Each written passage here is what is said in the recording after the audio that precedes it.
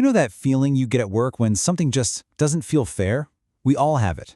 We want fair pay, we want fair processes, we want to be treated right by our boss. Seems pretty straightforward, right? But what if our whole idea of what's fair has a massive blind spot? And that brings us to this huge question. What if the rules of fairness aren't actually universal? What if the real key to building trust and happiness in a workplace is totally different depending on where you are in the world? Well, for the first time, we actually have a clear answer, and it comes from this really groundbreaking meta-analysis. This thing synthesizes decades of research on workplace justice, but it zooms in on a super important and, until now, pretty much overlooked region, the Arab world. Okay, so to really get what this research uncovered, we gotta get the basics down first. So let's quickly break down the 4 key ingredients of fairness at work. Researchers like to call them the 4 faces of fairness. So the big umbrella term for all this is organizational justice. And really, all that means is it's the study of how employees perceive fair treatment at work. And it turns out those perceptions, they have a massive impact on everything from job satisfaction to trust to how well people actually perform. You see, fairness isn't just one thing. It's kind of like a recipe. Our first ingredient is distributive justice. This is all about the outcomes. Is my salary fair for the work I'm doing? Are promotions given out to the right people? This is the what of fairness, what you actually get. Next up, ingredient number 2, procedural justice. Now, this isn't about the outcome itself, but about how you got there. Was the process fair? Were the rules followed? Was everything transparent? Did I even get a say? This is all about the how. Our third ingredient is interpersonal justice, and this one is all about the human element. It's about being treated with dignity, with politeness, with respect by your managers.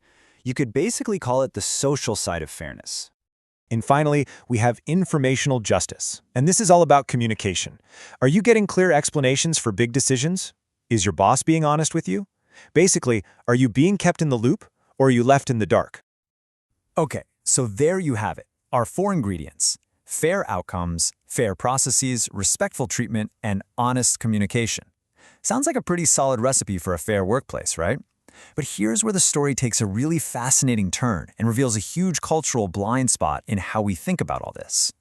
I mean, think about it. For decades, literally decades, almost all the major research that this whole model is built on has come from studies on Western employees.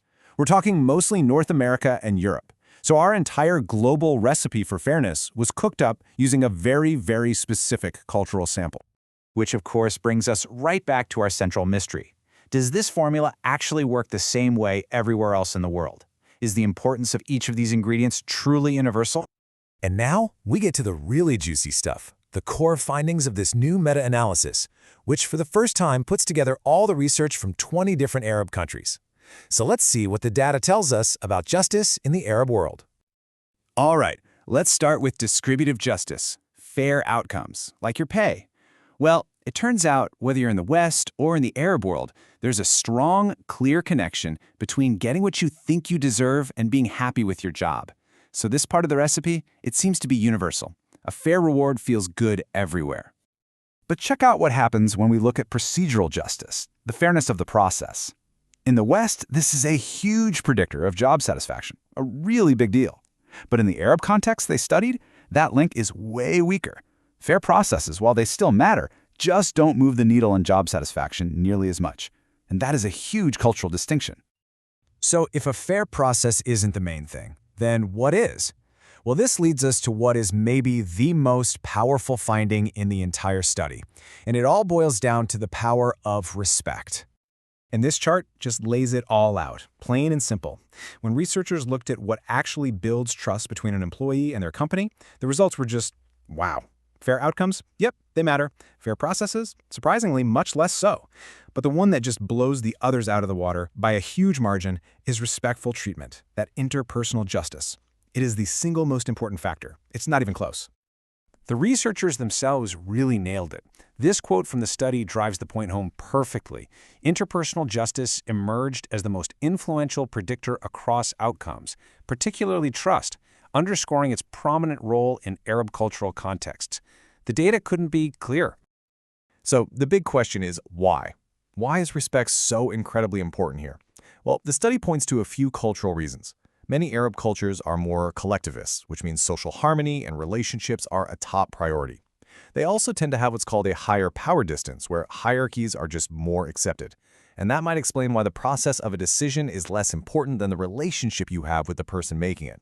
It all suggests that justice is seen through a relational lens, where dignity is way more important than rigid procedure. Okay, so this is way more than just some academic theory. These findings have some serious real-world implications. So let's break down what this means for anyone who works in a global company or a cross-cultural team. The research really gives us a clear three-step playbook. Number one, and this is the most important, focus on dignity. You have to prioritize treating employees with respect in every single interaction. It is the number one driver of trust.